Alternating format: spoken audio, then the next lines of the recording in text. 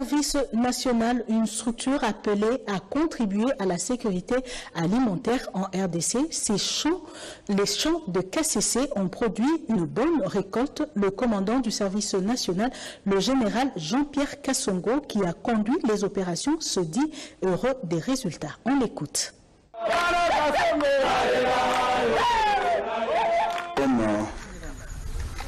Dans un champ du service national à Kanyama KCC, et j'ai devant moi quelques échantillons de maïs. Si vous vous rappelez bien, il y a quelques mois, c'était au mois de février, j'avais présenté devant la presse quelques épis de maïs dont je parlais qu'ils avaient un poids. Quelques personnes avaient réagi pensant que c'était des OGM et que ce n'étaient pas des images qui étaient montées. Est-ce que c'était possible qu'on ait des épis de ce poids-là? Mais aujourd'hui, voilà, nous sommes en pleine récolte et nous confirmons ce que nous avions dit l'autre fois. Ça, ce sont des épis. Vous avez vu sur la balance, 3 épis vous font 1 kg. Donc, ce sont des épis qui font plus de 300 grammes. C'est une variété qu'on appelle Sidco 719. C'est une variété qui a été développée en Zambie et au Zimbabwe, qui donne de très bons résultats, que nous avons fait dans ces champs. Nous avons une autre variété que nous avons sémée dans l'un de nos blocs, qu'on appelle également Panar 53, qui a donné presque le même résultat.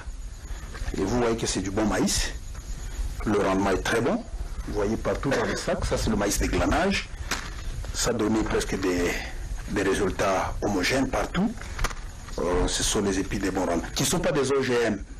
Parce que peut-être pour les communs des mortels, les gens qui ne sont pas spécialistes dans l'agriculture, ils pensent que OGM signifie automatiquement grande production. Non. Les OGM ont été développés pour principalement lutter contre certaines maladies, pour résister à certaines maladies. Les OGM ont été développés pour résister à certaines conditions climatiques plus difficiles. C'est ça les OGM. Il n'est pas dit que automatiquement si le maïs il est de grande taille, automatiquement il y a OGM. Non. Ça, ce sont des hybrides ordinaires. Ce sont des hybrides ordinaires qui ont été développés, qui ne sont pas des OGM. Mis dans de bonnes conditions, comme Kanyama KCC, les conditions climatiques, la terre, les bonnes conditions de culture, voilà les résultats que ça vous donne. Donc nous n'avons pas envié l'Afrique du Sud, nous n'avons pas envié la Zambie, nous n'avons pas envié les États-Unis. C'est des bons épis de maïs. Et donc, nous avons développé, nous avons cultivé ici le Sidco 719 et le Pana. Je ne fais pas la publicité de cela, mais c'est juste pour expliquer aux communs des mortels que ce ne sont pas des OGM, c'est des maïs, des hybrides ordinaires à fort rendement. La récolte continue. Vous savez, on a l'idée de la moyenne après la récolte, bloc par bloc et puis sur l'ensemble du champ. Lorsque nous parlons par exemple de 5 tonnes, de 6 tonnes, ce n'est pas une moyenne par bloc, c'est une moyenne pour tous les champs. Donc si vous nous donnez peu de temps, nous sommes en pleine récolte, vous voyez les champs sont encore là. Les moments venus nous vous dirons, mais je pense que nous ne sommes pas loin de ces chiffres. Vous avez vu les épis. Simple calcul.